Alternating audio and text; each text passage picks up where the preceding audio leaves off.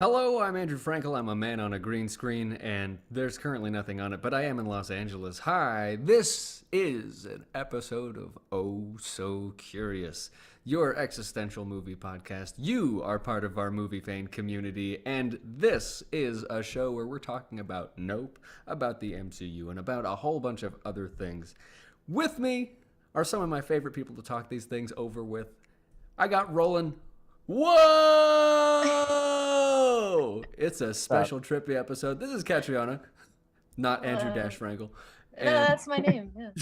Yeah. I'm currently a victim of identity theft. And yes, we have Roland, an alien, and Dan, pretty much presenting what he bringing to the table what he normally does. He's a reliable, consistent man, and for that we thank him. How is everybody? Excellent. And I'm, Fentino. I'm just still laughing at like what just happened there because what happened was I realized that the windows or the order of the windows that we're looking at was all wrong, and I tried to move boxes around, and then there was like a whole, you know what happened, like there's video. Don't apologize. I'll be completely honest with you. It was hilarious. I asked Oh, for that's Dan cool. to turn me green, and he surprised me by doing it momentarily. I was going to try and see if maybe he could do it for the whole episode, because we kind of have an alien motif happening right now. In case you were looking closely. If you want me to turn green, tell us in the comments. You know, we would love to turn green for you. Let's convince Dan. Otherwise, stay tuned. Keep us engaged. We will respond to anything that you say in the comments, provided you're staying on topic. And yeah, let's shall we get right into the show and see what's going on today? Yeah, we have the rundown, right? Let's do the rundown. And by the way, last minute audible, we're gonna have Catriona do it because when I switched the boxes, Andrew, you kind of jumped out of that God. slot, and So I'm off the hook. Nice. No. This is your one chance to redeem yourself. All right. Here's I got this. Catriona with the rundown. Hey, everybody. Here's the rundown. Quick hits. I don't know if I'm supposed to read all of these. How Phase 4 broke the MCU. I'm saying too quickly. Nope. Review. For All Mankind, Episode 7. Ooh. Sounds like the Oscars. Super Pets preview. yep, that's Is it. that it? There we Oh, go. and that's it. Thank you that's so much. it. Okay, see? Improvement.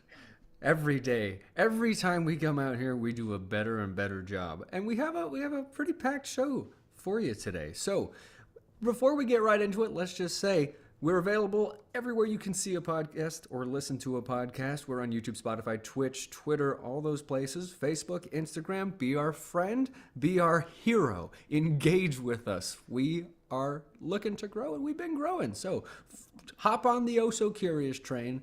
We're it's all aboard, as they say. And now, let's go take a look at the open mic. Let's just talk about what's going on. This wasn't in the rundown. I wasn't prepared. I know. This Okay. is, I wonder every week, you guys, we do the rundown. It lists it out for you. It's like right there. I know. Although in fairness, open mic wasn't there. Open so, mic wasn't on it, It so wasn't. I got confused. I But- can't read out loud and think. So Wow. But in my Okay, defense, good to there know. is another rundown that we share in our internal chat that is a little more detailed.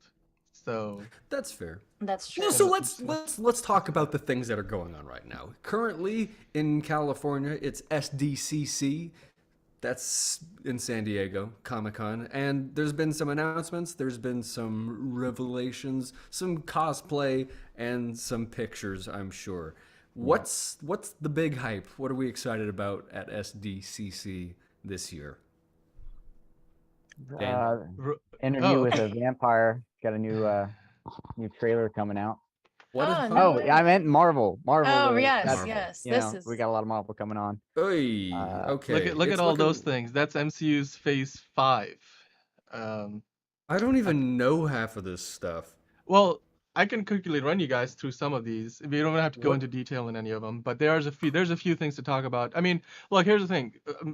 The whole weekend is full of other stuff too. They had DC, they had Lord of the Rings, they had John Wick trailer drop, Star Trek, blah blah blah. They even had a panel exclusively for the Sandman. But MCU basically, as you would, stole the show on the weekend because they had like the last big presentation that was yesterday. Today they have a couple of things at the show at Comic Con, and it's not really much. So Comic Con is basically over for all intents and purposes. But yesterday they announced Phase 5. We have Quantumania, which okay, so there's a bunch of projects on here that were already announced, people knew about, and there's a couple of surprises or things that we didn't know so much. Secret Invasion is a show with Nick Fury, Disney Plus. Echo is a spin-off from what was that show? Hawkeye. The character Yeah. was in there in that show. She's connected to Daredevil and stuff. Guardians of the Galaxy Volume 3, finally we see that on the slate. Loki That's season exciting. 2. Sequel, following up with season 1. They're shooting it right now. The Marvels, that's gonna pick up right where Miss Marvel left off, the TV show, like, switching places, Miss Marvel, Captain Marvel, different places. Ironheart was announced a while ago. The character of Ironheart or the character who becomes Ironheart will be introduced in Wakanda Forever later this year in November.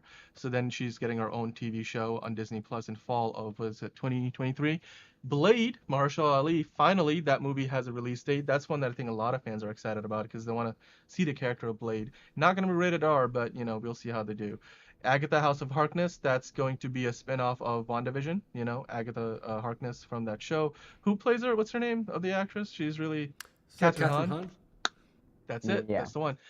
Then I'll skip past Daredevil for a second. Captain America: New World Order. That's or as I like to call it, Captain America NWO. That's going to be the fourth Captain America movie, the first one with Sam Wilson as the titular character. So we recently heard that Julius Ona is going to be the director. The movie was announced shortly after the series aired, and the Falcon and the Winter Soldier at the time. Now we know when it's going to come out, and it's May of 2024. Now, spring of 2024, I think the biggest announcement that people took away from this slate, because it was the biggest surprise, because it hadn't been confirmed yet. There was rumors. Daredevil, Born Again, it's coming back. They are going to bring Daredevil back. And not only that, but guess what? Kevin Feige said on stage, they're going to give us 18 episodes of Daredevil. And it's played by Oh, Charlie Cox. And 18 wow. episodes. This is like what? Like you can combine 3 other Disney Plus MCU shows and they wouldn't make 18 episodes. You think, are they going to be I'm Stranger seeing a lot Things of 2.5 Daredevil. hour episodes, or are they going to be like, standard 30-minute television episodes that people might actually watch? I'll be honest, I think they're gonna need to cut some corners here, so they're probably gonna be like 35-minute long episodes. Just I stupid. would be Whatever. fine with that. Keep me entertained at short Yeah. bursts that I can digest. Quantumania, that's a made up word. Is that sort of makes me feel like we're gonna see a lot more of like this Sony verse crossover stuff. It, Is there any indication about what that actually means? so Kang the Conqueror, or Kang, I don't know if Kang the Conqueror version of Kang, but it's Kang is going to be the main villain in that movie, or at Okay. least show up in the movie. Kang is played by, what's his name? Is it Jonathan Taylor? Is that his name? Jonathan Majors. That's his name. Okay. He was Yeah. in the final episode of Loki season 1. The He Who Yep. Remains or something. Right. I mean, Roland, like could you give us a little bit of background on who Kang is as a character, for those who don't know? King is this kind of he's this weird time traveling villain. I think he's like from the year 10,000, or no, the 31st century. It's like some weird year, and usually he's like a Fantastic Four villain and Avengers villain. But for this, they're trying to explore the quantum realm, maybe, and I think I don't know. I don't know what they're gonna do with this. Honestly, very confusing. Well, if my hunch would be this, they did the whole time travel stuff in Avengers Endgame, and it was all through the Ant-Man tech, right? The Pym tech. Yeah, So maybe that's how they lean into it. Like this is going to be some sort of a multiversal movie similar to what we got from Doctor Strange: The Multiverse of Madness. Hopefully better than the Multiverse of Madness was. But Fingers crossed. yeah. Now, of course, beyond all of these projects, they also announced Phase 6, but they only gave us 3 titles in Phase 6. So now we know Fantastic Four is coming out in November. It either says, I think it says November 8th, 2024. And then May 2nd, 2025 is Avengers: The Kang Dynasty. And then November 7th, 2025. So not even like a year apart like Endgame and Infinity War, where this is literally seasons apart. So November 7th of 2025, we're going to get Avengers: Secret Wars. And that's going to wrap up Phase 6. So basically Phase 6 is 2024 and 2025, whereas Phase 5 is basically late 2022, which is this year, and then 2023. So things are moving quickly, and you can see there's a lot of gaps. Do you guys feel like looking at this, they're really taking the excitement out of it? I don't know if are they actually building anticipation by showing you the logos for all of these movies that we're not going to see for 3 years? I think if you're oh, go ahead. Sorry. No, go ahead, Catriona. Go ahead. Yeah. I was just gonna say, if you're a dedicated enough fan, still, yeah, people would be geeking out over this. I mean, this is Comic-Con. Like, it's in the It world. is, but you know what? Comic-Con isn't Comic-Con anymore. As we've discussed before, you're not a nerd. You're not a geek. You're a consumer. And like Marvel especially, we've sort of seen a fall off in the appreciation, in the fandom, in the quality of the content. It's like, it feels like they're putting all their chips on the table there. They're like, yeah, like as long as we can squeeze out a bit more viewership here. But I don't know. I used to get excited when it would be years between movies and I'd see the logo for the updated sequel and be like, oh, it's new. And now it's like I'm looking at, a jar of ketchup or mayonnaise or something that I'm going to buy in 5 years. It's like, that's kind of weird that I know what it looks like now. But see, it's because everybody was excited for it now, and it was a method that worked. I think it's just going to take them a while to catch on and realize they should pull back a bit. Because there's still enough people who are excited about it that they're just going to keep catering to them.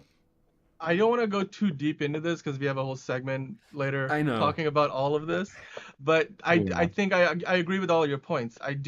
There is a concern that I have about the fact that phases 1, 2, and 3 took like 4 years apiece almost, it felt like. Yeah.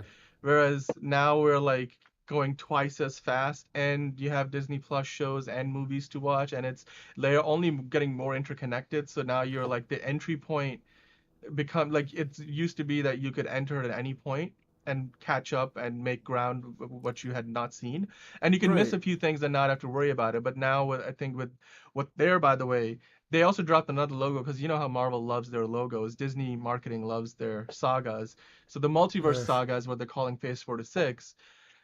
The point I was trying to make though is, if you are a fan of Marvel now, or if you're not a fan of Marvel, you're trying to get into it now, because with the multiverse saga especially, everything is way more interconnected than it was maybe in the past.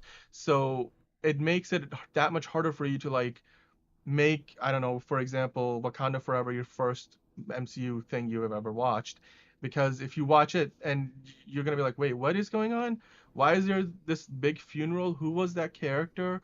And then I'm sure they're gonna have a bunch of other connections. And in the past, you could have just been like, oh, that was Black Panther. Great. Go back, watch Black Panther. You're caught up. Now it's like, I guarantee you that you're going to have watched so many other movies, especially what's come immediately before it, to even know half of what's going on in Wakanda Forever. And I think you really felt that with Doctor Strange. And moving forward, I feel like it's only getting worse. Yeah. For the viewers who have been exhausted by the word saga, do we know what it means?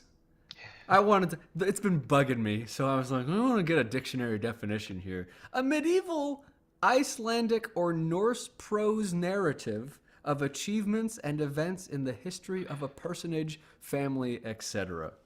Do you think we're overusing or misusing the word saga? Tell us in the comments.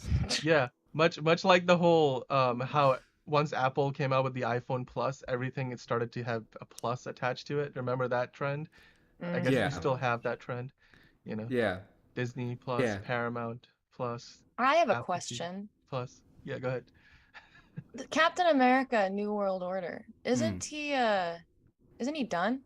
So aren't they bringing back like the next So generation of Sam Captain America? Wilson, you know, the who used to be the Yeah. Falcon, Oh, he's oh, now right, Cap. right, right. You did say that. You So did say again, that. if you have to, in order to know what's going on in that movie, you have to have watched probably Endgame at least, which you most likely would have. It seems like Mhm. everybody did. But then you need to have watched The Falcon and the Winter Soldier on Disney Plus, because that's really what sets up what's going to happen in Captain America: The New World Got Order. it. Got it. So let's move on. Let's get out of the Marvel world for a little bit, Yeah. and because there's a lot going on at Comic-Con. It's not just Marvel. DC's sort of made a couple big moves. Yeah. Oh wow, look at this. This is a feed on Polygon who did a great job of compiling everything, but it looks like the last 8 articles they wrote were all about MCU stuff.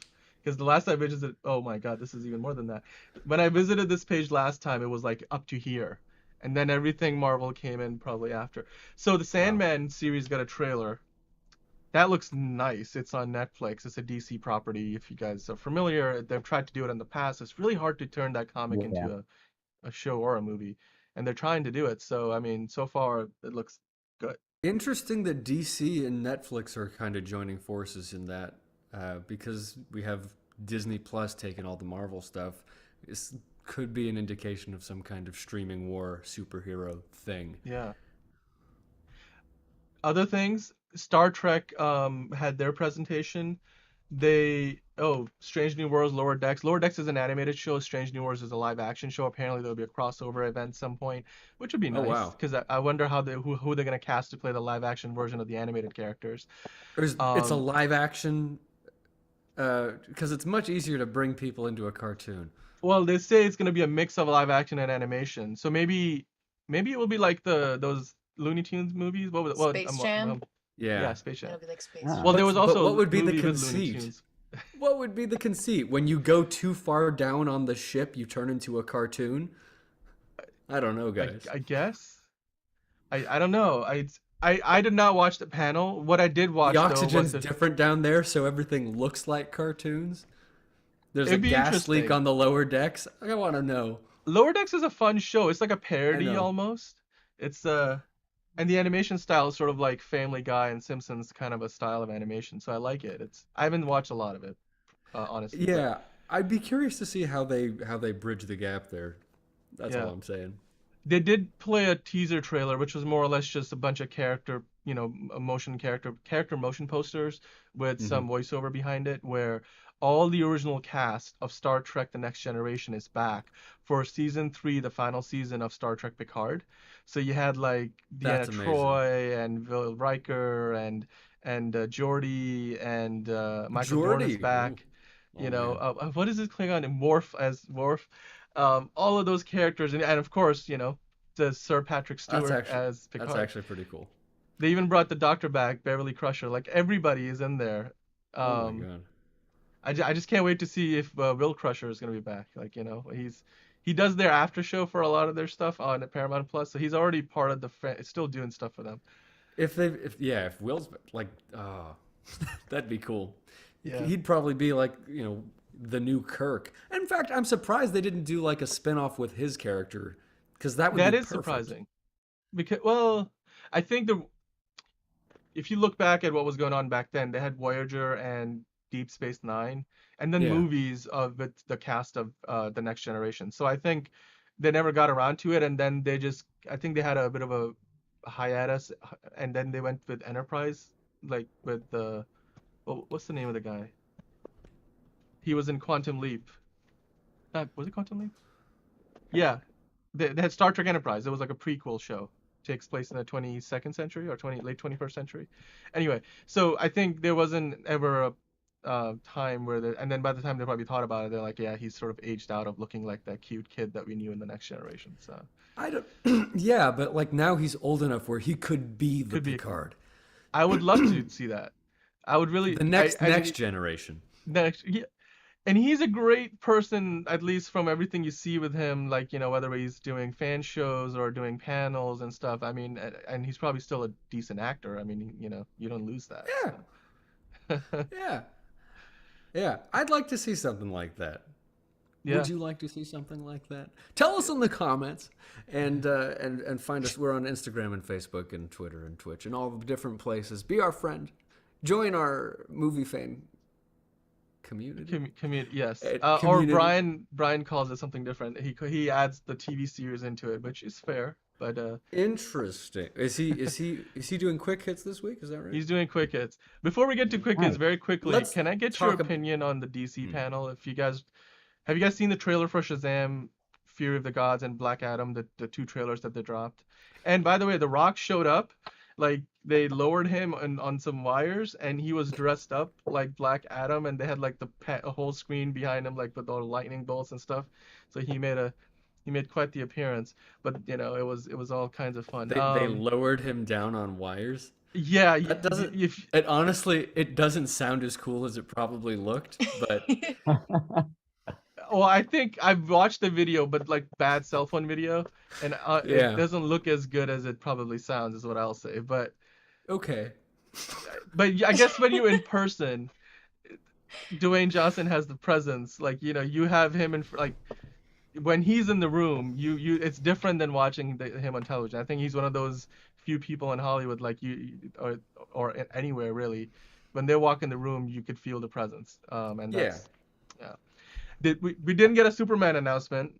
Bummer. We didn't get even a mention. But then again, maybe it's a surprise they don't want to give away. I'm keeping my fingers crossed. I want to see Henry Cavill It's back. a kind of interesting move to be like, yeah, that all that stuff got announced at Comic-Con. We're not going to do that. I'm a fan of people who zag. Yeah. By the way, John Wick also got a teaser trailer, John Wick 4. And Yeah. Donnie Yen is in this movie, and we got some preview of Donnie Yen and John Wick Keanu Reeves going at it. And let's just say I am looking forward to this movie. It looks and sounds fantastic. People love their John Wick. I've True. never seen a single one. Me neither. Really? It's not that I don't want to. I'm like, Yeah, I never never found the time. Had the occasion to sit down Yeah. It's pretty and good. partake in some They've John they've Wick. also got a I'm sure, spin-off I'm sure. now. People They're doing love a it. TV series, The Continental, which is based on Yeah. the hotel in the Yeah. movie series. Interesting. By the way, Wyatt Russell and Kurt Russell are going to be cast or have been cast in unknown roles for the legendary franchise, the MonsterVerse franchise. They got a TV show getting up and running for Apple TV Plus. So Kurt Russell, What? who was in Escape from New York and Stargate, like getting back to his sci-fi roots, and with his son Wyatt, also in tow. For people who don't know, because I didn't know until like 30 Escape minutes from ago, LA. the MonsterVerse. He did both, Escape from LA both, and New yeah. York. Yeah. The MonsterVerse being Godzilla, King Kong. Who else is in that? Those are the that two it? faces of the franchise. Then there's a bunch of other, what do they call them? Kaijus, like Ghidorah and Mothra and stuff. Yeah. Yeah. Mothra. I'm a Mothra guy, personally. Sounds a bit weird, but Lord of the Rings and Game of Thrones dropped their new trailers. Lord of the Rings trailer, oh my God, that show looks like a movie. And that statement has never been truer. Because here's what I did. I watched the Lord of the Rings of Power trailer, and then I watched Game of Thrones, the House of the Dragon trailer, and the difference there was a difference. I'm like, Lord of the Rings looked like a movie. Game of Thrones, the House of Dragons still looks like a TV show. As good as it might look, Interesting. it did not look like. So would you say you're more excited for the Lord of the Rings stuff? Okay, so here's the thing. I've never watched any of the Lord of the Rings movies all the way through. I've only seen parts of the Hobbit movies. Also, I've however, never seen any and of I've them. never watched a single full episode of Game of Thrones either. Nor But should you. having said that, I am more interested now in Lord of the Rings because of how good that looks. Interesting. Huh. I watched all of Game of Thrones. I was disappointed deeply. as many were. I don't know if I can trust them again. I might have to go into Yeah, is Lord it the of the Rings same? territory. Is it the same guys doing it? It's not, right? I don't know. The two writers who ruined Game of Thrones, basically. Okay. I Wait, hope wait, not. what? Is it the two guys who are doing the new show? Are they, or who did the original Game of Thrones series? I don't Oh, remember no, their no, I don't names. Are think they're they? involved. I'm Oh, pretty okay. sure they're Well, not. perfect. Yeah, no, no, no. Then you can't They really learned their mess it lesson. up as much as they did. You'd be Yeah. surprised. But- Don't speak. You know. They did say at the panel they will address the events or in somehow, I don't know, this is meant to be a prequel, so I don't know how they're going to do it.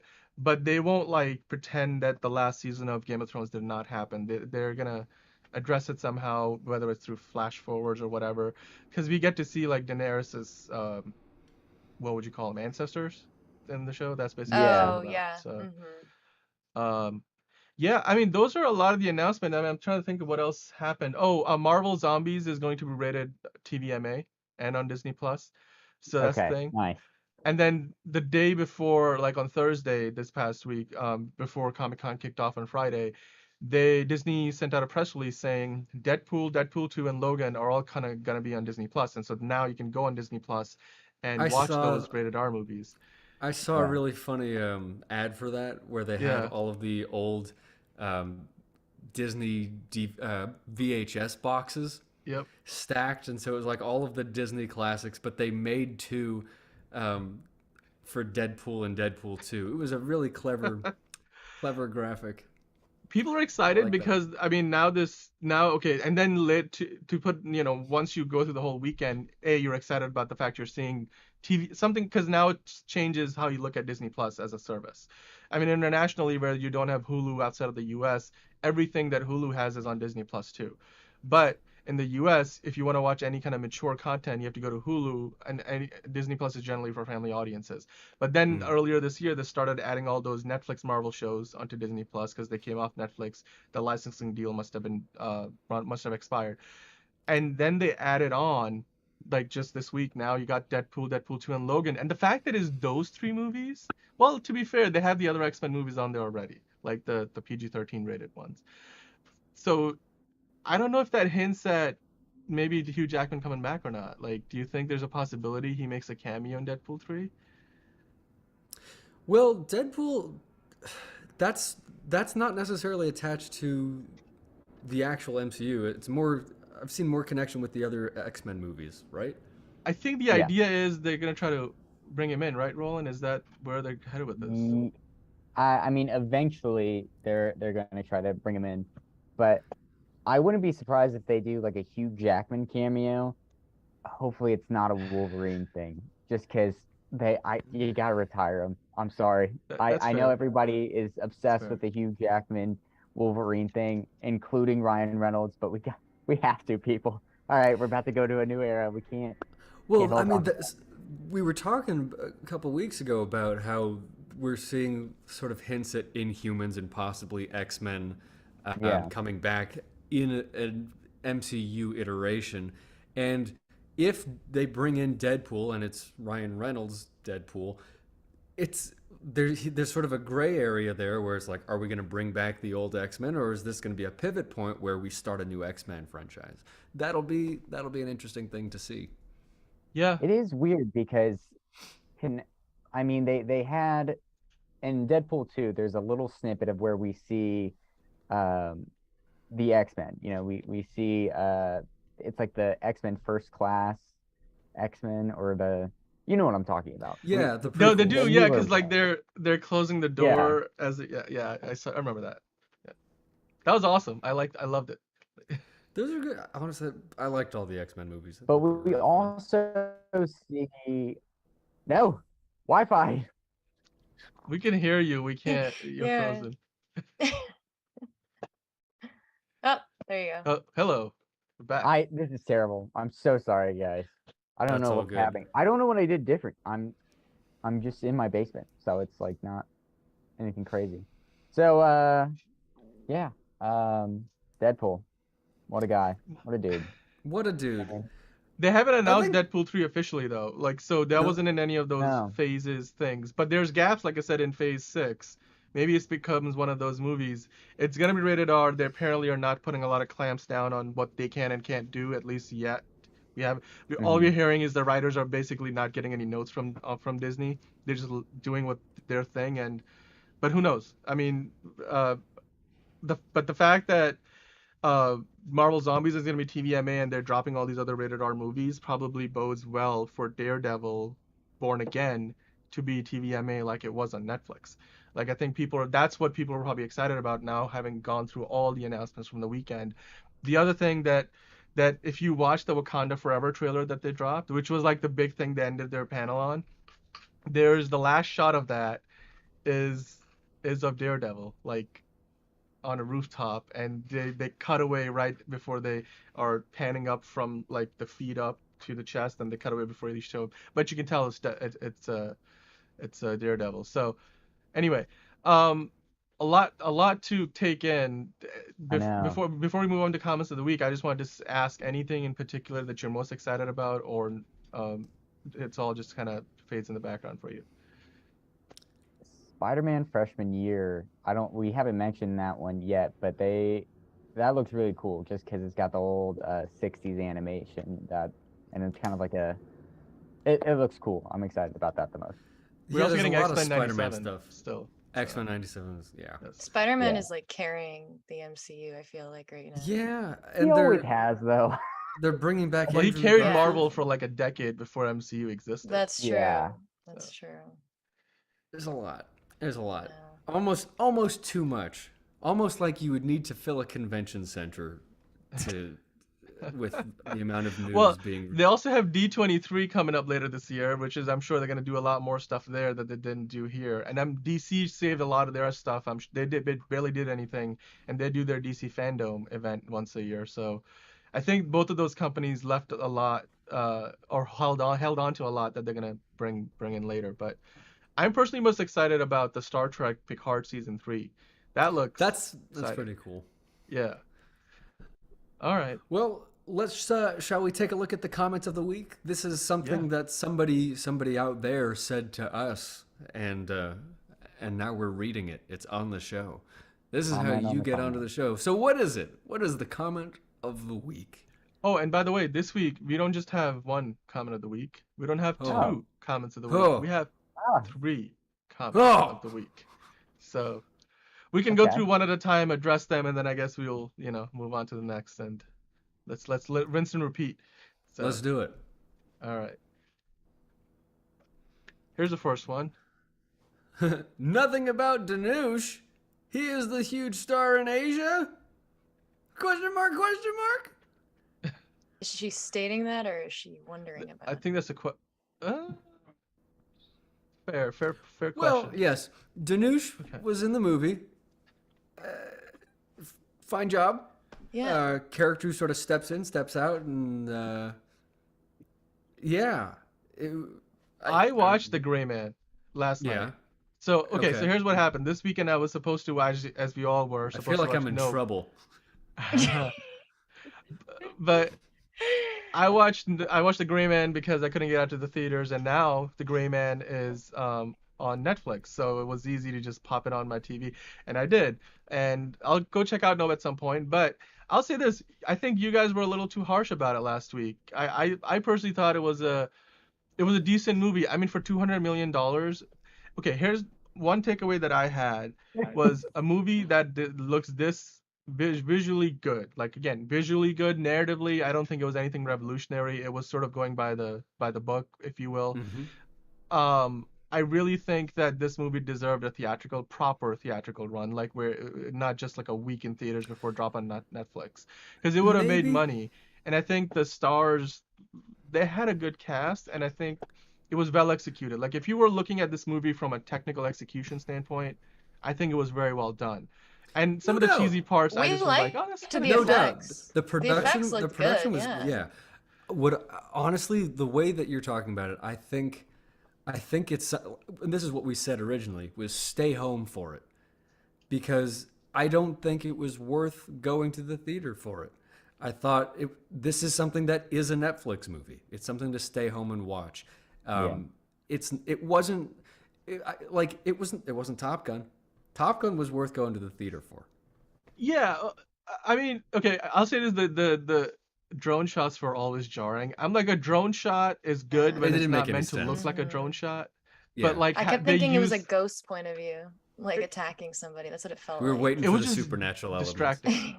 It was distracting. It was jarring and distracting. And I mean, I have a pretty big TV. I can only imagine if you watch that and shot in theater and it just comes out of nowhere too, because they use that as like a transition to a new locale somewhere else in the world, some new exotic city. Yeah. Yeah. But anyway, I mean, I just thought the movie was, I mean, a lot of the if you look at the Rotten Tomatoes score, it's much lower for critics, and then the audience score is way higher. So it seems like people are enjoying it. And I guess I landed more on the audience side than the critic side of the score. So You're allowed to, but you know that was our straight out of the theater, Well, gut reaction Andrew, there. Andrew and I just wanted to come at it from a writing perspective. We really wanted to dig deep into the script. Yeah, we're intellectual critics. Yes. We're not. Oh, We're not what you would say a general audience. what? Yeah. Well, shall we look at the next comment of the week?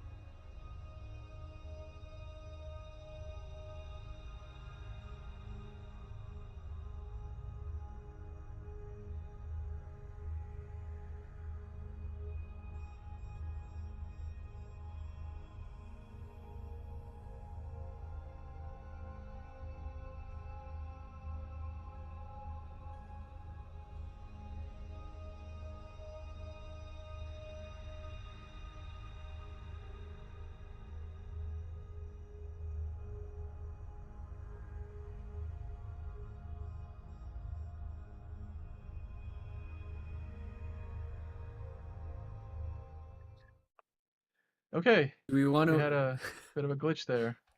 Yeah. Okay. Anyway, Comment 2 of the week from Eater Digest. The last trailer showed way too much. I was so into the first trailers that gave you a little glimpse, and all you had to fill in the gaps. And you had to fill in the gaps, sorry. The new trailer just pretty much gives away the plot. Yeah. You know, not like having seen it, there's not much to give away. They sort of hinted that it was actually about aliens, which was not in the first trailer. Well, that's not true. That's very hinted at in the first trailer. I didn't get it. I watched the first trailer a lot, and I was like, I don't know what this is. Like the whole looking up thing. Yeah. It could be flying monsters. It Good could point, be good point. it could be dragonflies. I will or say- really bad weather. This is very true. I will say trailers are the worst, and they tend to give away a lot of things. The Yeah. first trailer is usually good. The second trailer, definitely gives a little more in the plot, and then the third just usually ruins it. It almost always ruins it. And if I try to avoid any if I can. There's a lot that needs to change with regard to trailers. I don't think this is a unique case because Yeah. you generally know what the whole movie is for any trailer. Although I did see one for Oppenheimer, and it's like if you know your history, you know some of it, but like Yeah. I was like enticed, and so that's one of the. maybe Sorry, go ahead. I was gonna say that's sorry. I feel compelled ahead. because that was at Comic-Con, and at some reason I did not. Oh, I gotta watch that trailer. Son of a. yeah. It's very short. It's super short, and honestly, trailers should be. They should be Teaser enticing you. trailers. Yeah, they Yeah. should be Teasers. enticed. They should tease you. You should be, excited by curiosity. You should be so curious when you see a trailer. Yeah. I mean, at least it's not back in like the 50s. The 50s, they would just genuinely give away the entire plot, beginning, middle, end, and they'd be like, if you like this, wait till you see them do. Wait till we longer fill in all things. the other details. Yeah. Well, Yeah. I certainly think there's been worse, right? Like I think okay, Sure. here's the thing. I have not seen the movie, So I don't know how much they truly gave away, but from what I'm hoping is everything I saw in the trailer was because the movie is not this is Jordan Peele doesn't make movies that are just surface level content. There's more to it behind it, like, if you're Well, watching them, right? Like, so I would my we'll argument get would Yeah. into be it, but there's probably if more to the story than what we got in the trailer, even though we saw a flying saucer. Am I in the right track? you know Yes. what, I'm gonna hate to spoil this for you, but that's not the case in this movie. Oh, I okay. I will say, and we're definitely going to talk a lot about this Yeah. when we're getting into the segment, but expectations just kind of screw you over when you're watching this. Yeah. Mhm. Okay. And we'll elaborate more on that when we get Okay. into the segment. That's All all I'm right. gonna Last comment of the week. Last comment of the week. say. Give it to us. There he is. Comment from Snap. Thank you for posting such a tasteful piece on a great actor. You know what?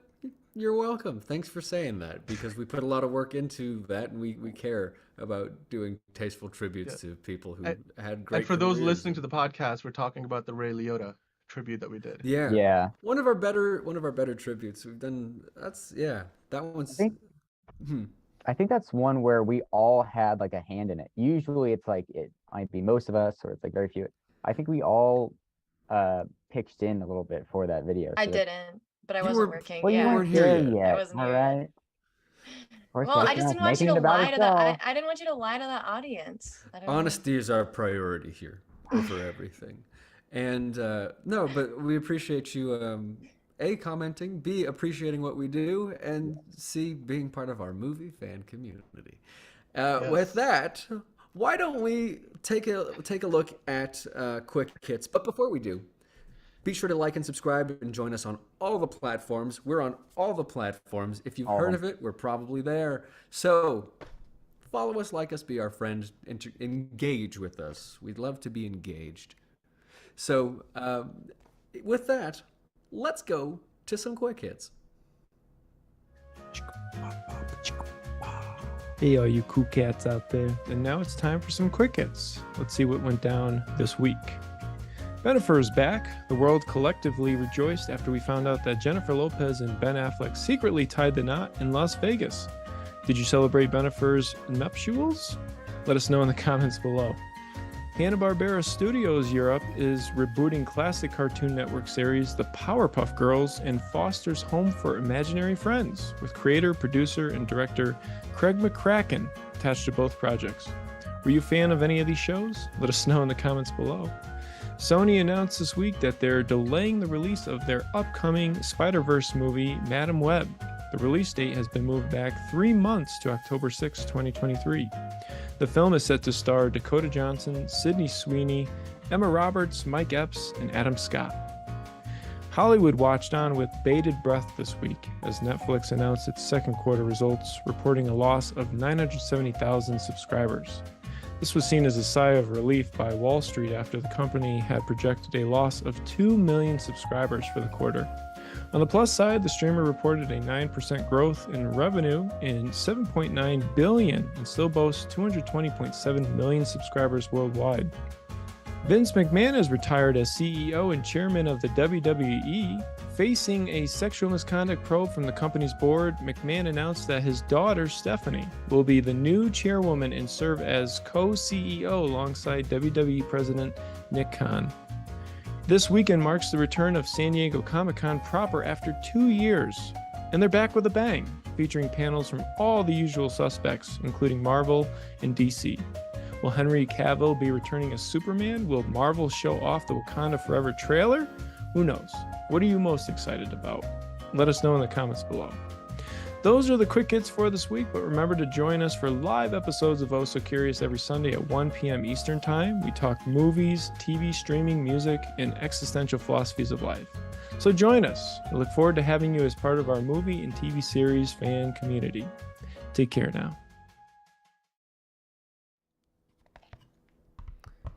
Okay, so we're sort of experiencing a little bit of Marvel fatigue. Phase 4 took us through a lot of twists and turns, and honestly, MCU's kind of in a weird spot right now. So let's talk about it, because there's a number of factors here that contributed to what we could say is maybe the beginning of the decay of the MCU. Is that too much? Is that harsh? Rolling your head tilted a little bit. Uh, I don't know if decay is the more sour. I think that's probably the better thing. Okay. But I do completely understand and somewhat agree with what you're saying, Andrew. I hate to say it, Oh man. but yeah, there's a total fatigue. There's, we're seeing all these new titles, but it's just kind of like, oh, okay, cool. Like there's no real excitement, like you guys are saying. It's just kind of like a fact of the matter. And it's almost just kind of disheartening because you're like, oh wow, these comics were like a big arc and it took years and they're just gonna do one movie off of it. And it'll come and pass, honestly. Yeah.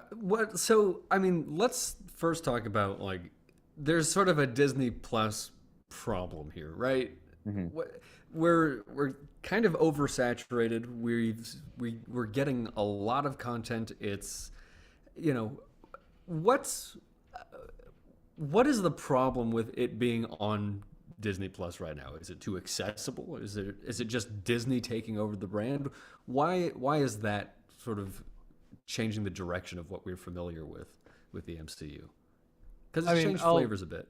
Yeah. I'll take that one real quick here. It's okay, let me just point this out.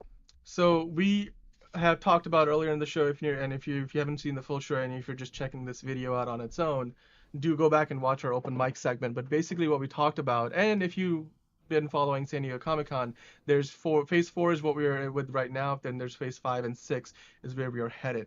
The problem that I think, or the example that perfectly illustrates the Disney Plus problem, is this.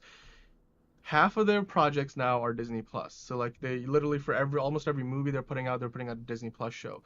Not only that, but phases 1, 2, 3 used to take like 3 or 4 years to go through. Now I think phase 4 is gonna take probably 2 or 3 years, but phase 5 is gonna take a year and a half, if that. And then phase 6 is meant to be like 2 years. So they're going through content so quickly. It's almost like so by the time we got to phase 2, Iron Man's trilogy was done. And by the time we got to phase 3, Captain America's trilogy was done. Right now, what is it?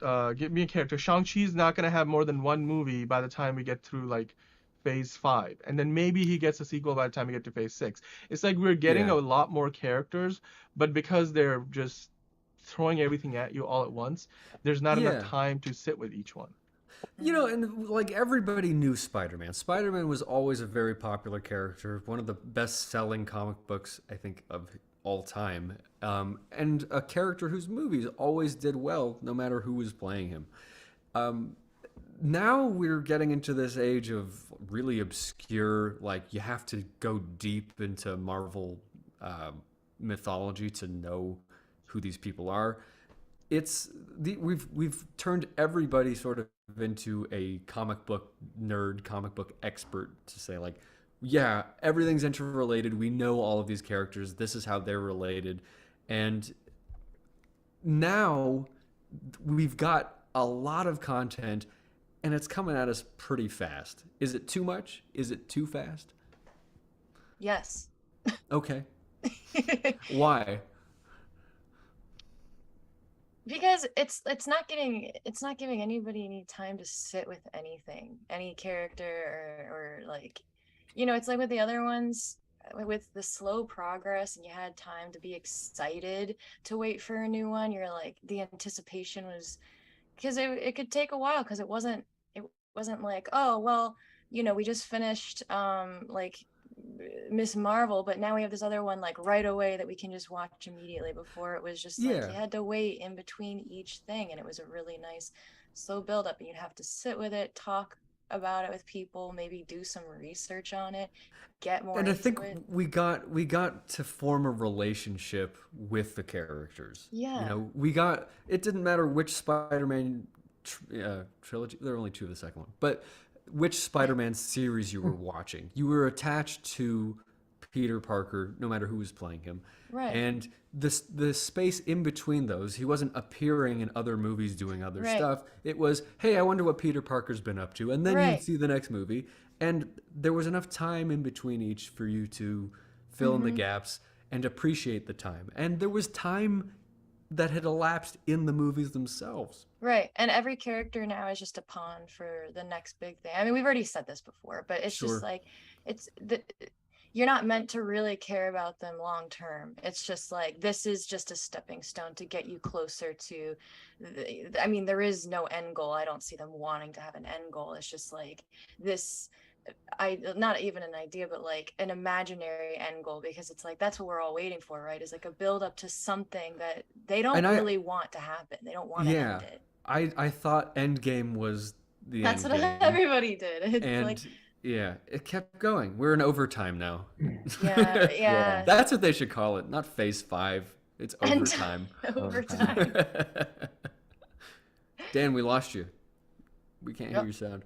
Sorry, I muted myself. I was just gonna say, can you imagine just Kevin Feige just like there should be a meme somewhere, like just seems celebrating, like holy crap, can you believe it? We made it this far. This is just gravy from here, baby. Like we're just It's nuts. and do whatever, Yeah. you know.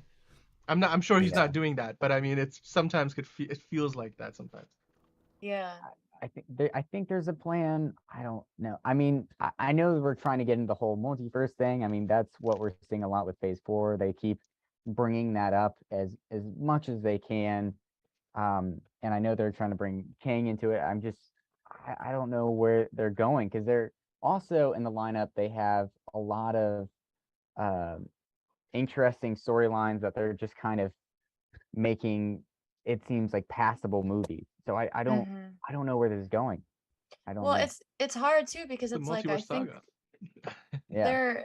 their original plan was slowly introducing all these characters to lead up to Infinity Wars and Endgame, because that was a huge deal. And so And they there was set a up plan. reason. There Right. was a reason for all of Right. these superheroes to be in the same movie. There's an Infinity War. We need all the help we can Right. get. And Now they were it's just hinting to it. passing by. They were hinting to everything, and now it's like each movie is hinting to its own potential thing that's coming in the future, but it's not really tying together completely. I mean, maybe I'm wrong and I'm not seeing it, but it just That's a really feels good that point. way.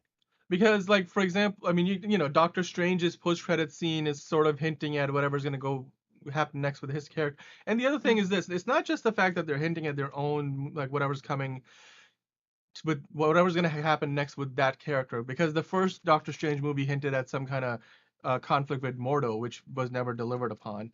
But like in the past, I think Marvel's post-credit scenes have evolved from hinting at what's going on in the overall universe and coming up next. Like, for example, what was it? I think was it Black Panther? No, it wasn't Black Panther. It was, I think, Civil War. It was one of those, or the Winter Soldier or Guardians of the Galaxy. It might have been one of those movies where the post-credit scene was Sam Wilson and Cap like coming together and saying, "All right, we're gonna go find the Winter Soldier." Like there was that little scene, and then the Civil War was all about doing that. Like, and then there was a scene, but like it went from those kind of scenes which directly tied into what was coming next, and it didn't have to be like a direct sequel to the movie you just watched, to now they're hinting at what maybe something that will happen or not happen with that character or overall in the MCU. Like, for all I know, the Eternals post-credit scenes where we see Harry Styles come in as whatever character, the Thanos' brother, I don't know what his name is. I don't know if we're ever gonna get a payoff to that post-credit scene. Like, and I feel like now people are starting to feel that more and more. Yeah. It's almost like every Marvel post-credit scene or every Marvel movie show is the market research for the next thing. And they see how things test. And that's really, maybe that's the issue here, is that everything sort of feels, rather than being market tested and given to us, now they're skipping through that entirely, and they're just saying, let's see how this tests if we put it out in the market right away without asking people what they care about or what they're interested in. And it's hard. Go ahead. Well, that's why, they've sort of lost sight of their brand, because it used to be characters you love, stories you want, and heroes you want to root for. And now it's just well, let's find something else that they might like. Maybe here's Right, a right. It had and an end goal. There was a reason behind everything, and now it's the end goal is there is no end goal. They don't want an end goal. It's like a soap yeah, opera. it should It's just never they end. want it to go forever. Yeah, they'll bring back maybe It some dead characters. it is Oh my like a God, soap that opera. is It is perfect. I absolutely love like it. a soap Yeah. opera. Yeah, That's yeah. hilarious. We're in season 15 of All My Heroes. I love that. That's so good. The days of our super lives. Yeah. Oh my Yes. Uh, Is so with that, have we lost sight of the like of particular heroes that like were either blockbusters or like heavy hitters? Are we missing the gravitas of certain characters, certain heroes? I think so. Go Yeah. ahead. I was just gonna make, and I'll keep this quick. But basically, my biggest concern is, and this is something Kevin Feige should have done a better job with, because he's on all other fronts has done a fantastic job. Obviously, 30 movies in, these are still making billions of dollars. But Yeah. Captain America and Iron Man, or in the order, Iron Man and Captain America, were the two cornerstones of this movie franchise. Yep. And there really hasn't been anybody else since who has taken up that mantle. And maybe T'Challa as Black Panther was going to be that, and obviously, unfortunately, Chadwick Boseman passed away, and then they made the decision not to recast a character, but rather just write him off. And we saw the trailer now. I mean, it looks like they're gonna move on, but they haven't really found somebody else who's like, you can look at the first Iron Man movie that started the whole thing, and take it all the way to Endgame, and it starts with Iron Man saying literally "I'm Iron Man" to him literally saying "I'm Iron Man," and even the movies that he is not in, he's connected somehow narratively by There's mentioning like him, yeah, like what he's doing has showing his consequences and technology. Exactly. I mean, and even Captain America, it was like sort of like Captain America and Iron Man were two sides Yeah. of the coin, and every time you flip the coin, the MCU just revolved around like the dynamic between those two characters. And since Endgame, I feel like, both of those characters exiting, we sort of are missing those, not only leaders on screen and characters that people can latch onto, but in a new era when you're going beyond and introducing all these new characters. I feel like now we only have like four left to lead. Like, he's the only OG that makes you feel like at home in the MCU, but everybody else is Interesting. like, And it's new ground. I was gonna say, like, Thor could be an option, but they keep just making him like the A comic joke. relief. Yeah. Yeah, and it's like Yeah. it's for entertainment purposes. It can be funny, but it's like, why doesn't he get any more character development? He's just kind of around just to laugh at, and that's it. Like, and I love Thor. He can be funny and have character development. Yeah. Give him something. Give him something to Yeah. do. I Yeah. don't know. Well, I mean, in addition to the idea that they're just sort of testing us to see, like, will this character work? Will this character work? We had that John Krasinski cameo Yeah. in what is it, Multiverse of Madness, and Yeah. this is sort of become the strategy. It's like, maybe if we get this actor here for 2 seconds, we'll get some internet buzz, and maybe that'll generate some buzz and excitement for the next project. Everything seems to just be a little trick for marketing, trying to get us to talk about it. And here we are talking about it. Me too. Yeah, there's an over reliance on cameos, and that was one of the things that you loved about the MCU back in the day. Like, they always put the story and the characters first, and then they let each character kind of breathe, and it felt like the people watching and investing their time and money into this franchise were being rewarded by, living in the world that the characters live in. Nowadays, Yeah. it feels like they just need to put pieces on the board, and this is a game of chess. And Yep. right now we're in a phase where Kevin Feige is just like, Miss Marvel, Moon Knight, Blade, oh, Daredevil came back, boom, like, and then, oh, Secret Invasion, Armor Wars, like, and then like the pieces will begin moving, but it feels like it's lacking that heart. It's lacking that. Yeah. Well, how much could Yeah. how much could these actors care? Robert Downey Jr., he was committed. People, like, he was in it for the long haul. He was Iron Man. That was great. when you're John Krasinski and you show up for 3 minutes in an alternate universe playing Reed Richards, and it's, I'm just here to be Reed Richards real fast. All right, thanks, bye. And we don't know if we'll ever see him again. It was a short day of filming for him, and he's gone. How much could he really be invested in this? Yeah. I'll just sum up my feeling about like those cameos and heavily leaning into even like the entirety of that Spider-Man No Way Home was nostalgia, but I just think if you think back to that Jeff Goldblum line, what's his name in the Jurassic Park movies, Doctor something. Ian Malcolm. Ian Malcolm, like we were so wrapped up in what we could do, we just forgot to ask the question. If you should... Well, what is the line? Like I forget. Yeah, I know what you're so, talking about. Yeah. Then. Like so concerned with whether or not you could, you didn't stop to think if you should. Exactly. Like I feel like that's the question the MCU needs to be asking themselves, and Kevin Feige needs to be asking like himself and the Marvel parliament of writers that he's got now in the writers' room, because it's not that even if you did a great job, it's not whether you could, it's whether maybe you should. Yeah, it's that. I just that's a good way to summarize it. That is That such was a good point. Beautifully said. Yeah. On that note, what do you think? Have we reached the phase of Marvel fatigue? Have we reached Marvel fatigue? Are we just in overtime? Has it gotten old? Let us know what you think in the comments. Subscribe, like, engage.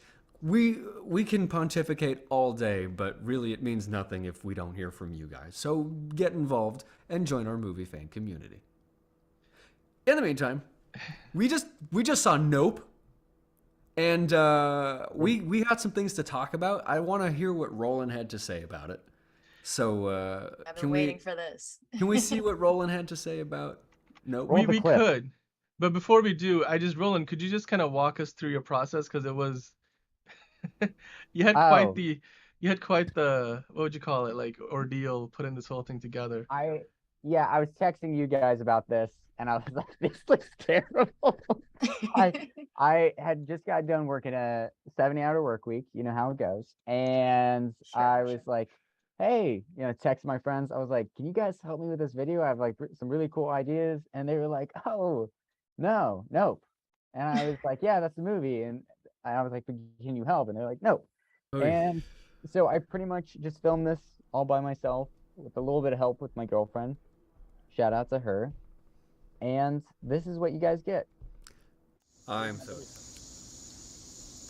Nope is a 2022 horror film by Jordan Peele. It centers around two siblings as they try to get some footage of a UFO after their father mysteriously dies from falling random objects.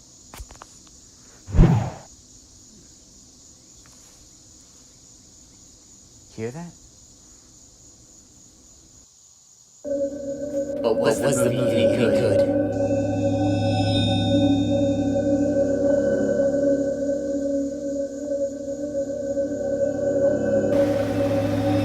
It was alright.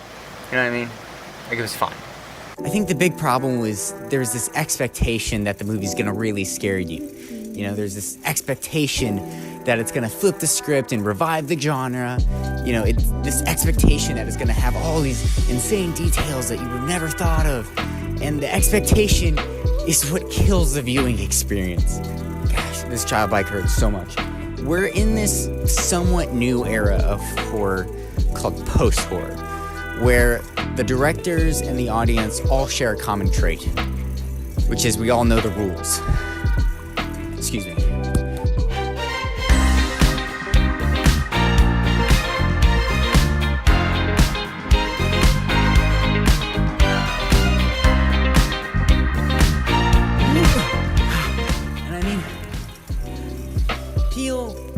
Peele knows what's been done, all right? And he's actually put his own spin on it. He's created this whole terrifying, Lovecraftian thing out of the whole UFO or UAP thing. I mean, it was really, truly horrifying what they did and what you couldn't see of it. It was really well done. And there was even this, like, fantastic, terrifyingly scene about the stereotype of like the little gray man. It was really good, but I don't know, for some reason other than that, it just wasn't hitting. Something wasn't there.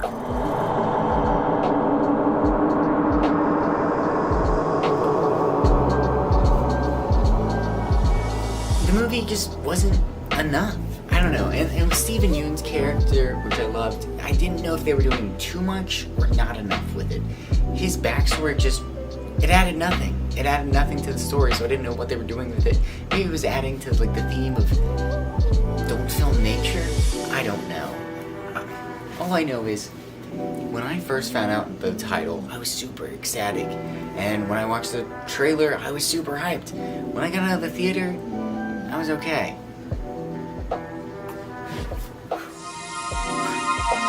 And I don't hate the movie. I want to make that very clear. There was definitely some positives.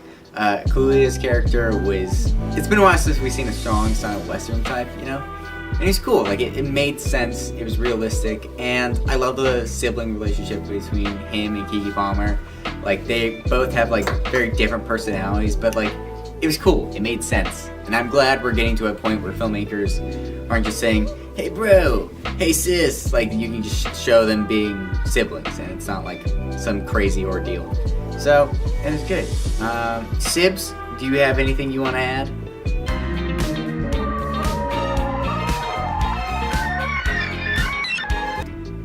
I can't tell if he's like nodding or if he's like grooving or if he's doing like that.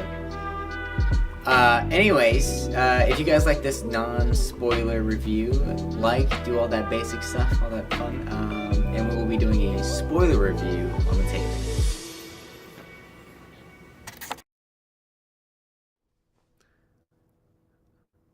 Okay, I'm going to take a quick poll here. You saw Nope. What do you think? Yep or nope? I'll go first. I'm going to go ahead and say nope. Can I be in the middle? If you can find a word, And sure. meow and meow Meow. and yup. I'm a yup. Okay. I think, I don't know. I think I might have to watch this movie again. Yeah, that's how I feel too. Really? I think walking out of the theater, I think we all kind of felt this like disappointment because Jordan Peele has just been, I hate to say overrated, but he's gotten this huge hype that he doesn't even want. And it adds so much stress and like adds so much stress to like the movie watching that you feel like you have to find, 3 levels of inner story and it's not that I felt like I had to, and I'll be honest, I haven't been enamored with his work generally, but I was expecting more depth, just because he set a precedent of having more depth. Yeah. What I will say, because I don't want to just crap on it, but I think Sure you do. I would love to, but I want to give the film some credit. The acting was actually really good. The performances were really good. There weren't stakes or situations where I was like, this requires brilliant acting, but just the casual brother-sister relationship was very real. I liked that. The cinematography and the shots and the overall look, he always gets that right. Those are beautifully done movies, all of them. And this is no different. The CGI was good. It was creative, except for the monkey. That was not very good. Oh yeah, the monkey is like very. And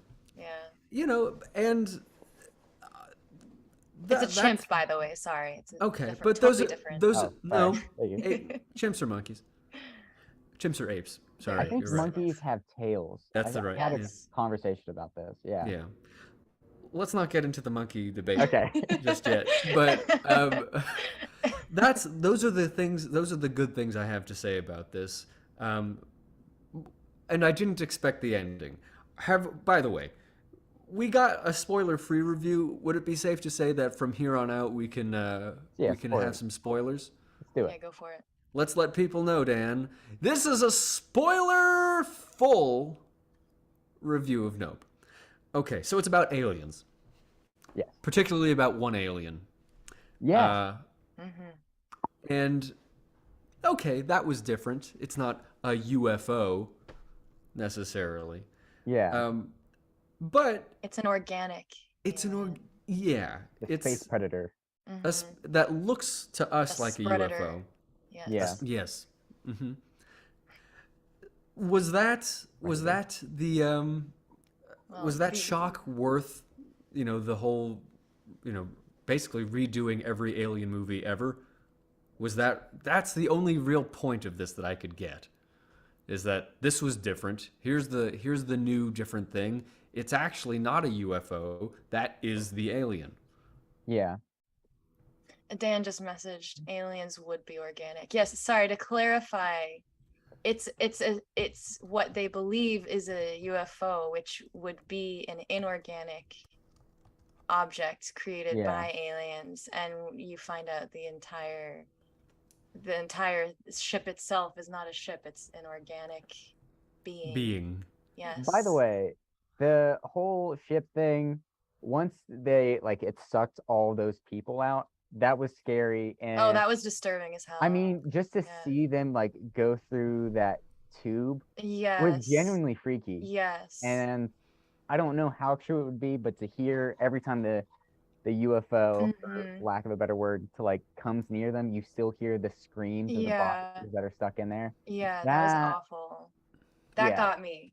And I thought it was really interesting that you still think it's like an actual UFO ship and there are aliens inside when they get sucked in, because some of the imagery is you see this what looks like a long square tube that looks like it would be a conveyor belt. It reminded me of Under the Skin. I don't know if anybody here has seen that. Yeah, I know what you're talking about. Yeah, like just the strange imagery that there's these people are being sent to this strange realm or something, you don't know what's happening, and then you find out it's like intestines, and that because at the end when it changes shape, it's a square, it just happens to be a square shape. It's not man-made or anything, or alien made, whatever. Yeah. There's this whole subplot that I couldn't figure out the relevance of at all. Yeah, really. With the chimp. With the chimp. I have a theory behind it, but go ahead. And he tries to write it into history. I don't know how many people Googled the SNL skit that he was describing. I don't think it exists. Can we check? I don't think so. But Chris but Kattan. it's I didn't understand how that motivated this character, what the relationship was to any other part of the movie. I was thinking maybe the reason this chimp went nuts was because it was being controlled by aliens or something. Yeah. I think that is a real video. Is there really? Well, he's playing an ape, but I don't know if it's. I think it is a real video. It's Mr. Peepers and Papa Peepers. I don't know. Okay, I don't know if that's the one they're referencing, but it's Chris Kattan playing a monkey, or something like that. Yeah. Interesting. I go ahead, but I do have a theory behind. Go ahead. Well, there's sort of this motif of animal training. And it's like, all right, well, I'm a horse trainer, and so I know how to deal with these animals on set properly. And then this monkey was possibly not dealt with properly, and it went nuts. And now we have this unidentified object, and that, maybe I'm just getting it now, is, you have to communicate with it the way that you would properly communicate with any life form. Is that the message here? Well, so did you want to say it, Roland, first? No, you can do it. So, what I was gonna say is it's also like a message of people. What's the word when you're gaining revenue from like a tragedy or something, like because the kid who. The guy who witnessed the monkey or the chimp killing everybody. He was making a profit off of it. He's being opportunistic. And then here he is doing it with and then he's doing it with the UFO as well. And I think it also I feel like he witnessed this horrible thing. Everybody on set was murdered by this chimp. He's the only one who survives. The chimp sees him, goes up to him, is about to fist pump him. Yeah. And So I think like maybe he subconsciously had this idea in his mind that he was special and that he was like untouchable and he could, in a sense, Interesting. he could tame a wild beast. Maybe, but the way the film treats him doesn't. There's no consistency about like that character and why he does anything. It was such a. I don't They know. did that with the cinematographer as well. We did not see enough of his personality. It would be great if they'd introduced Yeah. him earlier in the film and you got to see his story arc and why he just decided to get sucked up by it and then almost gets Angel killed in the process. Yeah. Like, that was so stupid. Yeah, they also they wrote off any possibility of like a romantic subplot by making them brother and sister and making her a lesbian and being like, no, none of that's happening here. It was pure alien focus, I mean, and I didn't all mind that. I don't mind it. I'm just saying it was a very one track movie for me, you know. Yeah. And again, for Jordan Peele, I was expecting just more going on. And at the end of the day, I just felt like this was a lot of time to spend on one idea. Well, there is a theory, and this is not my theory. I want to make that very clear. Where the movie is about voyeurism. It's about the relationship between a creator and the audience. Hmm. And the aliens the alien in the movie is referred to as like the viewers by Jupe. And it's kind of about like how you can't keep your eye on the audience. You have to focus on your own track, do your own thing, because if you keep your eye on the audience and looking at them straight on, then you're going to get sucked in or something. There's some That articles is out there. I don't so know. bloated. I mean, I'm not saying that what you're saying is wrong. It's just like if that's what he's going for. Because I just remembered how Yeah. I thought that was very silly that you find out it only attacks you if you're looking at it. And I just thought, how can it tell every time if you're looking at it or not? A lot of those horses it sucked up, I'm pretty sure Like they the were plastic running horse in the was opposite. probably not looking at it. That's a Right. good point. That is a very Yeah. good point. Yeah. Yes. Yeah, Yes. I mean, that's the thing. I walked out and I thought, I don't know what I watched. I don't know what the point was. I don't understand why I spent so much time on, like, it's up there. That was pretty much it. Yeah. I And it mean, was 2.5 hours of it's up there. 2 hours. it's weird that I guess because I only saw Get Out and I wasn't, maybe because the plot was spoiled to me because I watched CinemaSins before I saw the actual movie. So I knew like everything about the movie and I was like, oh, well. And I watched it, Yeah. I wasn't really blown away by it. I can see why everyone loves it and it is like a groundbreaking film and everything. I wasn't blown away by it. I didn't see Us. I'd like to. Us was my Um, favorite of the and- three. I Great. Okay, yeah, I will check it out. But see, so I'm not really coming into this as like a huge Jordan Peele fan, so I didn't have any expectations or any anticipation for this movie. And so for that, I felt like I kind of enjoyed it because of that, because I could just enjoy that it was a more simple film. It felt Yeah. like a lengthy version of one of the Love, Death, and Robots concepts. Yeah, Oh. that's a good call. That Yeah. is a good analogy. So like for that, I liked it. Yeah. Go ahead, Roland. Interesting. I went in it with the total opposite thing. I had a lot of expectations, and I screwed myself over. I say it in the video too, but I think the whole thing was like the trailer. I guess, and this Andrew's been saying this, like it was too vague.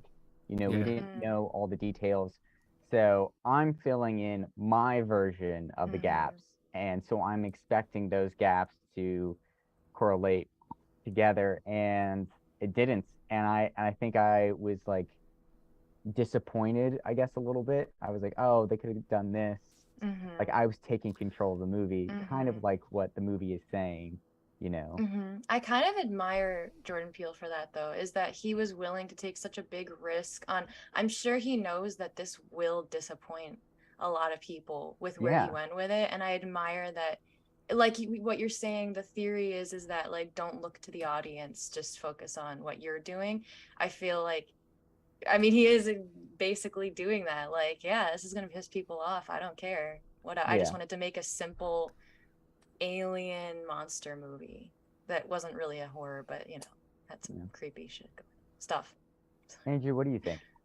You know, I I think once you create a persona for yourself as, you know, being this epic horror guy, whether or not you buy into that is your own opinion. But if you've developed this reputation, you owe it to people to, you know, if they're gonna go to the theater and spend money on and their time on something, like make it worth their while. I think the biggest crime of any entertainer is to waste people's time and not entertain. And you know, that's pretty much what I felt at the end of this movie. I was like, I didn't want to spend my time or money on this. Yeah. I did, just as a little comparative literature thing, I decided to watch M. Night Shyamalan's movie Old, which got totally ignored because it came out right before 2020. Uh-huh. And it was on HBO, and I decided to watch it. And the acting isn't fantastic, but the premise is really good. The execution is really cool, and I was captivated. And like it was a movie that was worth being a movie because there's a conceit where like time's moving fast and you need to be able to visualize that. And it was everything that I don't know. I feel like he gets a bad rap, and I think as of today, I'm going to declare myself an M. Night Shyamalan fan. Wow. I like his stuff. I like him Taking more than barriers Jordan to people. Peele. Okay. I mean, this is very early in Jordan Peele's horror career. I know he doesn't like the whole like, oh, he's the greatest horror director of all time. He's actively tried to get away from that, and people like will come up with cool fan theories, and he's like, nope. I just thought that'd be kind of a creepy thing. There's no like real meaning. So I don't know. I think I'll have to see when his next one comes out in a few years. Well, do you think Yeah. this was an intentional push to move away from that space? Like he's intentionally trying to get Well, out of that. That's the thing. He's redefined himself so many times. He was a cast member on Mad TV. Then he was like the star of Key and Peele. And then he said, I'm not doing comedy anymore. I'm going to be serious social commentary horror guy. And Yeah. now with this, no social commentary really, and not that much horror. Is he just going to go into making films? You know? Yeah. And that would be fine. The guy's he can direct well. He can tell a story well. He can, Yeah. you know, the production on everything he's ever touched has been fantastic. I don't think he's the scariest person. Let's see what he does with regular stories, with just trying to tell a nice story. You know, if this is the end of the Jordan Peele horror saga, then maybe, you know, we can just be excited for what he transforms into next. In the meantime, tell us what you think. Be our friend on social media. We're on all the social media. It's plural already. Did you know that? Well, thanks for subscribing, for watching, and all that other stuff. We're about to go into a review of this week's episode of For All Mankind. Stay with us. Oh, we're just gonna go straight into it. Sorry, I know. just Just all right, casually just looking at the screen. We're The just- visual's gonna change, and everyone's yeah. gonna Oh be yeah, like, yeah, yeah. "Whoa, Absolutely, absolutely. Whoa, Sorry, it's a I'm gonna come it's a on new part of camera, the show." and we're gonna let Catriona and Rolan take a break. Yeah, let's do it. not me though. I'm stuck here. Yeah, that's unfortunately true. For All Mankind. This was season 3, episode 7, and Dan, you watched it, so why don't you just sort of take it away and let us know what you think, how things are shaping up, what's new in this series this week. Yeah, I love to say this is one thing that I love about the show. Honestly, this is a very measured show. Like after last episode, I think we had that conversation, and I was talking about how there's a simmering pot here that's about to, explode, and there's all kinds of things that are, all kinds of storylines that are on the precipice of some kind of major confrontation or reveal or some kind of, major plot point is about to go down. However, going to this episode, obviously I was excited about all those things potentially happening. The show just, it didn't give me that. But what it did give me was very exciting nonetheless, because again, it's like this show reminds you every time you start to think they're gonna get away from the how they ground the show, then how they make it look and feel so real. The surrealism of the show like reminds you, okay, yes. And a different kind of show, yes, maybe there will be a fight between Danny Stevens and Ed Baldwin, and they would, fisticuffs it out. But and for All Mankind, there is a little more, they're grounded by saying, okay, maybe eventually they will get there, but it's not going to happen overnight. Like, there's a natural progression of events. And I think while I went into this episode thinking, boom, boom, boom, there's going to be all kinds of like things we're going to be hit with, the episode was very measured, and now I'm starting to realize they're probably building towards a lot of those payoffs, but that's probably still a few episodes away, and probably the season finale, and it's not going to be like they're going to just take all of that out, and then, because I guess like what else would there be? How many episodes do they usually have in a season? I think it's like 10 or 13. I think okay, this so there's season's still ways also to 10. go here. Yeah, this season, let's see. Let me just very quickly take a look. So this was episode 7, and there's 10 episodes this season. So there's still got a few more to go. So this feels like we're coming toward the end of Act 2 if this was one long movie, and now we're heading towards Act 3. Yeah. So what is this whole situation with Danny Stevens? I'm glad that you asked, because honestly, here's the thing. Danny Stevens, as you may or may not know, is the son of Gordo Stevens, who was this legendary NASA astronaut. He gave his life, sacrificed himself, and his wife, Danny Stevens' mother, also on the moon, trying to save a bunch of astronauts when there was a nuclear meltdown happening on their Jamestown base. So there's a lot riding. I mean, this guy has a lot of weight and a big shadow to that he walks with all the time. Sure. He is he's become a bit of a drug addict. Like, he's taking all kinds of pills, whatever he can get his hands on, all kinds of opioids. And he's gone to a point now where he's literally in this episode become unhinged.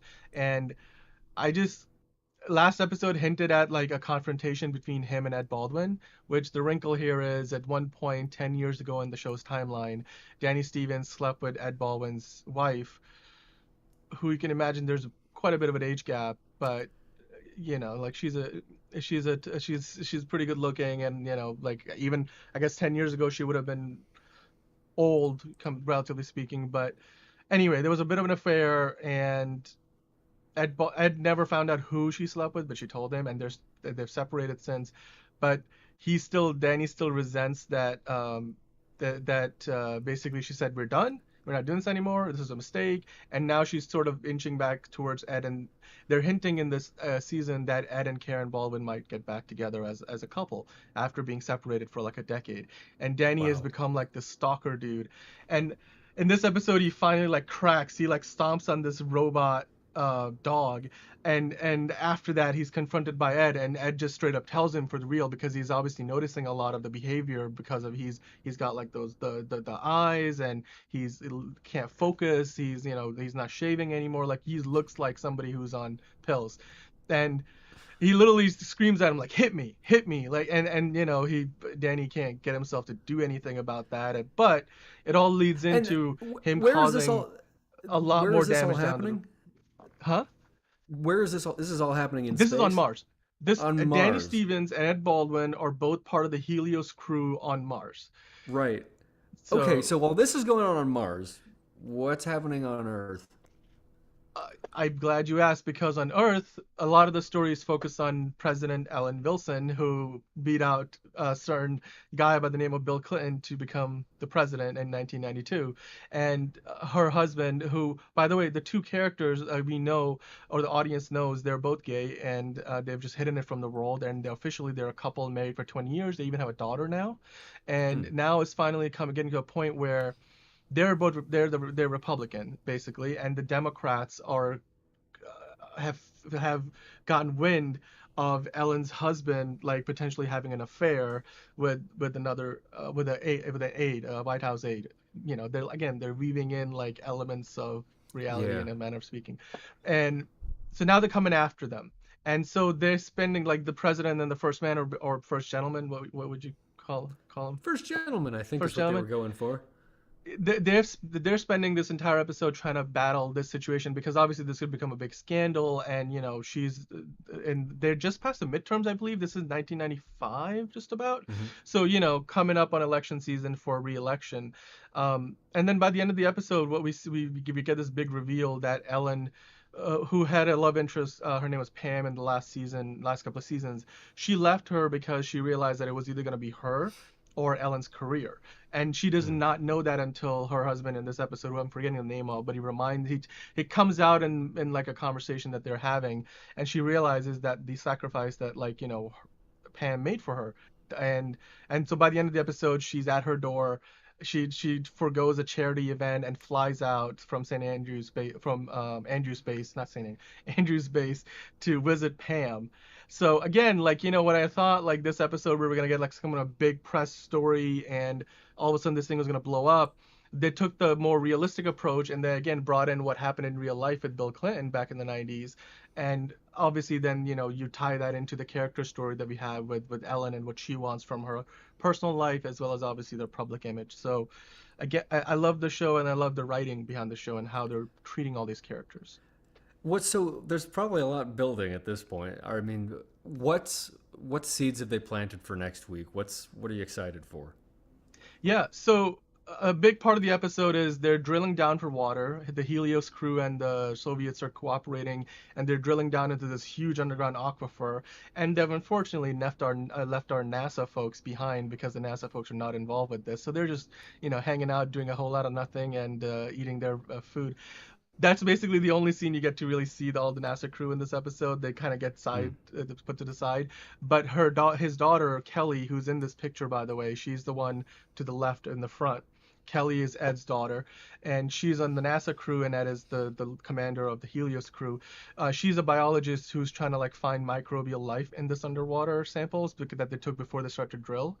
However, because of Danny being like absolutely just hurling 6 pills at a time into his mouth, he can't focus on being at the comms, and they ask him to like turn the pressure up so they can keep the drill going down, but he cannot focus, so he turns the comms off, and then the drill basically snaps, and there's a bunch of shrapnel that goes out. It hits Ed. Ed is now injured, and a couple other astronauts are injured. So they're running to their habitats to try to recover and obviously, you know, get surgery or done whatever.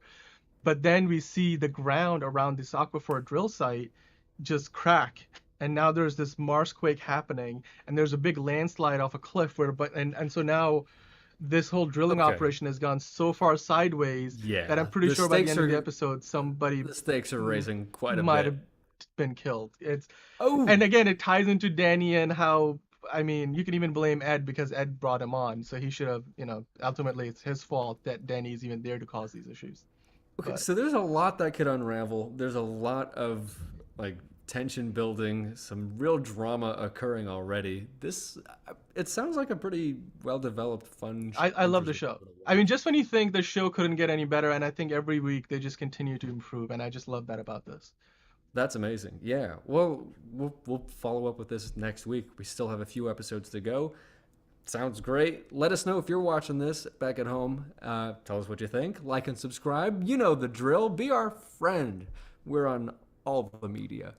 So, yeah. And now, to wrap things up, we're going to take a look at next week, where we see possibly the biggest movie of the summer, the DC League of Super Pets. Yeah, let's talk about it. Let's talk about it. This is one of those movies where they cast a bunch of celebrities to voice a bunch of cartoons. I don't know. Are you guys excited for it? Well, Oh, so excited. Andrew, as a voice actor, how do you feel about it? I don't want to write it off immediately, but generally when they cast a bunch of celebrities in these things, the quality of the actual voice acting is way down there, and it's I don't know. There's an old clip of Chris Rock accepting an award for voice acting, where for Madagascar, and he goes, "This is the easiest job ever," and really, he really upset the voice acting community because they're like, "Yeah, it's easy because what you were doing wasn't voice acting." He apologized later, and understood that there's a real difference between what I dub an actor, a celebrity in an air-conditioned room, and somebody performing into a microphone. And that's, based on the trailer alone, it's Dwayne Johnson and Kevin Hart. And it's starting to sound like a bunch of celebrities in air-conditioned rooms. That's how they're promoting it. Yeah. Catriona, Yeah. Are you excited about this? Is this because, we're going to try to go see it, and we're going to have a voice actor reacts video that you're going to help put together. So do you think this is going to feel like work, or do you think this will be fun? It's a tough thing to say now. I gotta, I have no idea anything about this movie. I don't even know if this is the same one that I'm thinking of, that when Andrew and I went and saw a different movie and there was a trailer to some cartoon, he was like, "This actually looks pretty funny." And after I had said, "This looks stupid," and I don't actually, now looking at the This picture, is I don't not think this that. is the same. No. Okay, so then I know nothing about this movie. When I walk down the street on Barham Boulevard, there's a large poster of the pig's face, and it says something, there's some pun about the pig. And I look at that image and I'm slightly disturbed. I don't think as a kid I would want to see this movie, if I'm going to be honest. I do wonder. It I do scares wonder me. who these things are for. Like, they're gonna have some childish humor probably.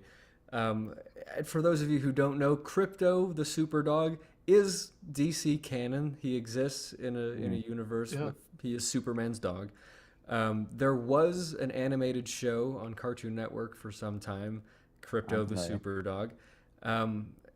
I don't know. Weird time to be releasing a character named Crypto, but fine. No, it's the perfect time. Is it? They're gonna make jokes about that. I'm sure. Yeah. Well, I'll be investing in crypto this week when I go see it. That was so That's a good one. good, That's Andrew. good. Thank you. Okay. Roland, what are your thoughts on this? As somebody that likes cartoons and doodling and stuff like that, I'm not excited about this movie. I feel like this animation was it's like, it's not weird enough, but it's too weird. Like, it's in a very awkward phase where I'm not a fan, and It's not like self-aware weird. Well, we don't know. We don't know. I mean, nobody knew what to I think we to know. expect. We don't. Nobody knew what to expect for the Lego movie, and that Very was true. the most self-aware animated movie that had come out up until that point. And that led to a bunch of sequels and spin-offs and, like, the Lego animated universe, let's call it that. Okay. Like, that's been super successful. So this is the first animated DC thing that I think I've seen. Because everything that's been all the DC animated stuff has been gritty, two-dimensional comic book style stuff that is pretty serious. So It's like you wouldn't reading count the the actual Lego comic. Batman movie as part of this series? That's like the Lego friend. We're looking at a completely different style of animation, a different production. It's still Warner Brothers, it's still DC, it's still characters that exist within that.